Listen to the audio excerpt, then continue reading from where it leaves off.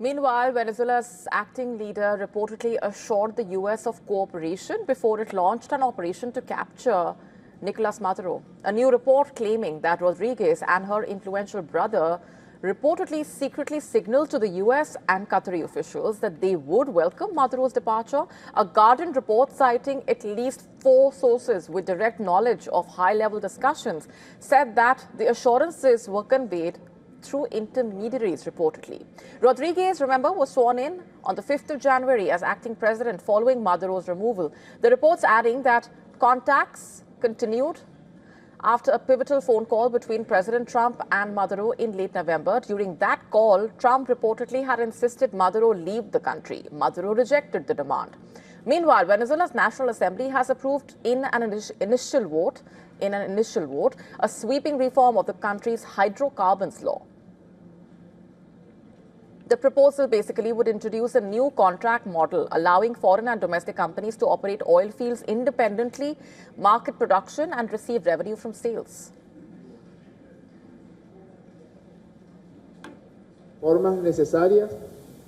We will make the necessary reforms to enable a rapid increase in Venezuela's oil production. We have said this on several occasions. I have heard President Nicolas Maduro say it several times, and I have heard interim President Zelensky Rodriguez say it. Having oil underground serves no purpose.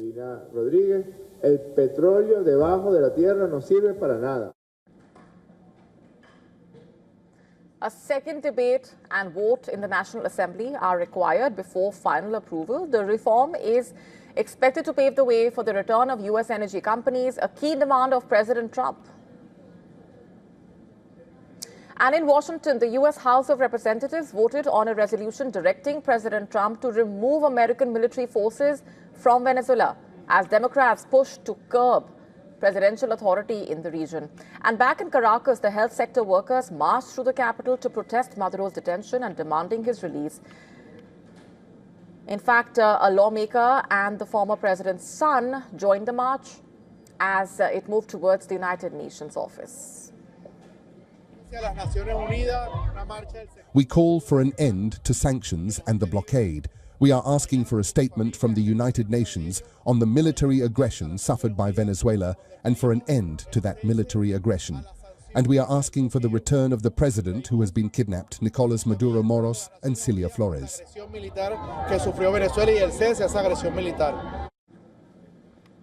Venezuelan authorities claim Maduro was kidnapped during the operation, which they say killed at least 100 people, including 47 members of the Venezuelan military. Maduro is accused by U.S. authorities of overseeing a cocaine trafficking network linked to international drug cartels and faces multiple charges, including narco-terrorism and conspiracy to import cocaine.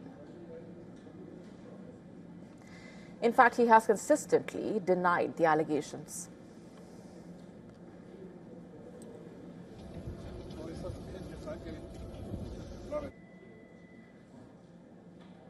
And marking a significant escalation in the efforts to end the Ukraine war, the UAE will be hosting the first ever trilateral talks between the Ukrainian, Russian and U.S. negotiators. Witkoff and the U.S. team will arrive in Abu Dhabi today. Kremlin also has confirmed the participation of Russian negotiators in the 2-day trilateral talks. The high-stakes meeting coming just a day after Ukrainian President Volodymyr Zelensky met the U.S. President in Davos. At the same time, the U.S. Special Envoy Steve Witkoff and Trump's son-in-law Jared Kushner were in Moscow. The duo held discussions with the Russian president to end the war. And later, the Kremlin foreign policy aide described the discussion as useful, but said that a long-term settlement cannot be achieved without resolving the territorial issue. In Davos, Zelensky met Trump on the sidelines of the World Economic Forum. Speaking to journalists, Zelensky said that Trump's ability to have dialogue with the Russian president means he can bring about an end to the war in Ukraine. We want to stop this war. And that's why I think President Trump he really can, because he has dialogue with Putin. Not everybody has dialogue, just even dialogue. He has dialogue with Putin on the same levels. And according to the Ukrainian president, the two leaders agreed on what post-war U.S. security guarantees for Ukraine would look like. While Zelensky did not share the specific details, he said the deal was done and ready to be signed by the leaders. Zelensky also underlined that the issue of territory remained unresolved. We speak about one issue, which is the most difficult, which has been not solved, and I think that trilateral meetings maybe will show each other variants. It's all about the eastern part of our country. It's all about the land. This is the issue which has been not solved yet. Zelensky also slammed his European allies for inaction. He opened his speech at the World Economic Forum with a reference to the American film, saying Europe and the wider world were trapped in a cycle of repeating the same debates while threats continue to evolve.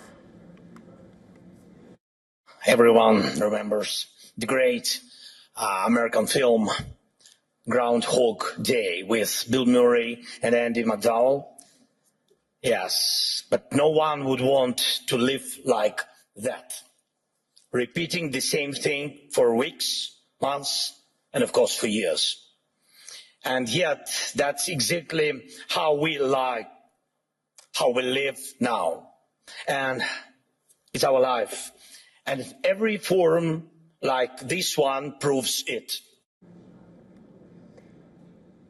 The issue of territory, most notably the Donbas region in eastern Ukraine, continues to be the elephant in the room. But will the trilateral in Abu Dhabi pave the way for a breakthrough is the question, or will both sides be back to square one?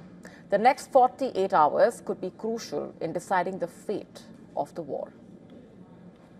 To stay up to speed with the latest news, download the WION app and subscribe to our YouTube channel.